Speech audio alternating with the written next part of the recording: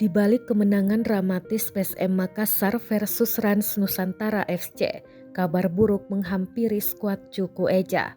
Skuad PSM Makassar dipastikan harus kehilangan M. Arfan pada laga selanjutnya kontra Arema FC pada pekan ke-22 Liga 1 2022-2023. Pada pekan ke-22, skuad asuhan Bernardo Tavares bakal menantang Arema FC pada Sabtu 4 Februari 2023. Namun PSM Makassar di laga kontra Arema FC dipastikan tak akan bermain dengan full tim.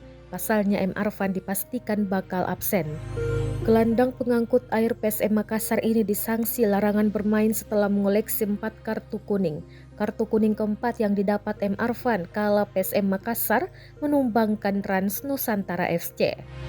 Di laga itu M. Arfan bermain 90 menit. Ia menjadi salah satu aktor kunci kemenangan PSM Makassar sebab sukses membuat 1 assist.